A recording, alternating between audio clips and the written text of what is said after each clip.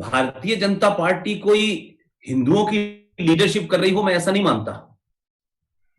मैं ऐसा नहीं मानता, क्योंकि हमारे यहां पिछले 70 सालों में, 72 सालों में, जब से ये मुल्क ट्रांसफर ऑफ पावर के बाद आजाद हुआ, तब से लेके अब तक जितनी भी पार्टियां थी सब हिंदू ही पार्टियां थी। चाहे वो कांग्रेस पार्टी हो, चाहे समाजवादी पार्टी हो, चाहे वो कम्युनिस्ट पार्टी हो, हर पार्टी में हिंदू ही था। और हिंदुओं ने खुद हिंदुइज्म को बांटा, तोड़ा, डिवाइड किया। अपर क्लास, लोअर क्लास, अगड़े, पिछड़े, ब्राह्मण, ठाकुर, यादव, दलित, ये तमाम सारी चीजें हिंदुओं ने की, किसी दूसरे ने नहीं की। और इसलिए भारत में 100 करोड़ के आसपास हिंदू हैं, लेकिन इन हिंदुओं में यह कहना कि ये सब हिंदू हैं, जिस हिंदू की परिभाषा, जिस हिंदुत्व की हम बात करते हैं, जिस हम सनातन हिंदू की बात करते हैं, वो देखने को नहीं मिलता है। ये तो पॉलिटिकल कंपल्शन है इस देश का कि कुछ पार्टियां हिंदुओं के नाम पर यादवों को साथ रखती हैं, हिंदुओं के नाम पर ब्राह्मणों को साथ रखती हैं, हिंदुओं के नाम पे पिछड़ों को साथ रखती हैं, लेकिन कोई हिंदुओं की पॉलिटिक्स नहीं करता। करेक्ट। ऐसा उस वजह से हुआ ये कि भारत में मुसलमान जो 73 सेक्ट हैं, डिफरेंट डिफरेंट सेक्ट्स हैं, आज तक किसी ने इस देश में मुसलमानों को बांटने की कोशिश नहीं की कि हमें अंसारी का वोट मिल जाए, हमें शेख का वोट मिल जाए, हमें सैयद का वोट मिल जाए, हमें पठान का वोट मिल जाए।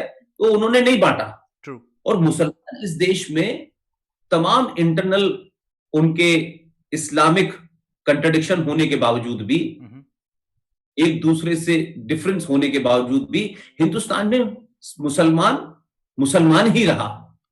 तो पॉलिटिकल पार्टीज को मुसलमान को बांटने में इसलिए भी प्रॉब्लम थी कि वो ना तो इस्लाम के बारे में जानते हैं, ना कुरान के बारे में जानते हैं, ना इस्लामिक हिस्ट्री के बारे में जानते हैं। तो वो हमेशा ये डरते थे कि मुसलमान सब एक ही होते हैं।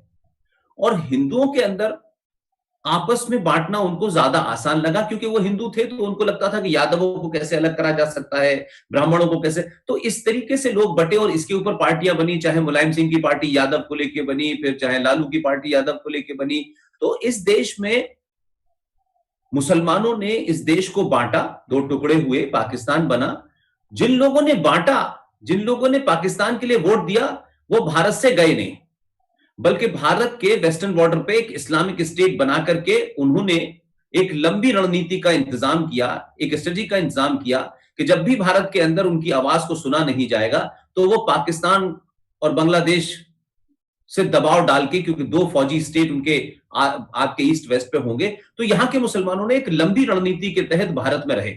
और जितने भी मुस्लिम लीग के लोग जीते 1946 के इलेक्शन में, उसमें से 2% पाकिस्तान नहीं गए। और वो तमाम सारे लोग, जब ये भारत हो गया आजाद और मुस्लिम लीग की रिलेवेंस खत्म हो गई, तो उन्होंने कहा कि मुस्लिम लीग के नाम से पॉलिटिक्स करना हिंदुस्तान में आसान नहीं होगा, क्योंकि ज्यादातर हिंदुओं को लगेगा कि Muslim League was the party who divided India. तो वो तमाम मुस्लिम लीगी सब कांग्रेस में शामिल हो गए। तो उन्होंने एक तरीके से एक पॉलिटिकल उनको नया कवर मिल गया, ताकि जो उनका हिडन एजेंडा है, लॉन्ग रन एजेंडा है, वो चलता रहे सेकुलरिज्म के नकाब के अंदर, उस मुखौटे के अंदर। तो इसलिए मैं ये मानता हूं कि हमारे यहां हिंदू लीडरशिप नाम की कोई चीज ही नहीं है।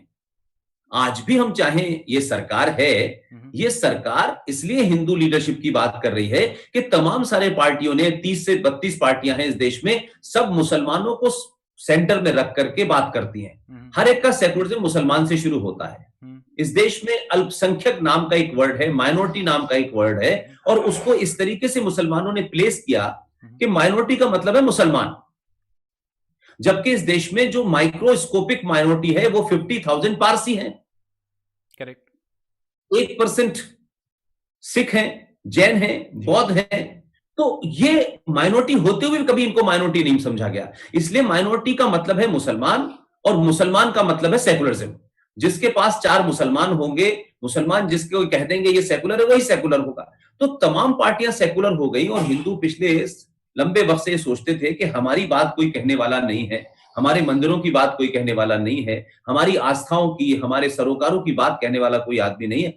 तो भारतीय जनता पार्टी ने अपने आप को हिंदूवादी पार्टी दिखाने की कोशिश की, और उन्होंने हिंदुत्व के नाम पे बात आगे रखी, लेकिन उनकी जड़ों में भी सेकुलरिज्म घुसा हुआ है। वो भी ये चाहते हैं, क्या कहते हैं, कि हम खुल के बात ना करें। खुल के बात करना पॉसिबल है सर इस देश में? नहीं, बट मैं ये कह रहा हूं कि अगर इस देश में 20 से 25 करोड़ लोग खुल करके ये कहेंगे कि हमारे लिए इस्लाम और कुरान पहले है और संविधान बाद में है, तो उनकी बात सुनी जा रही है ना। लोग डरते हैं ना उनसे।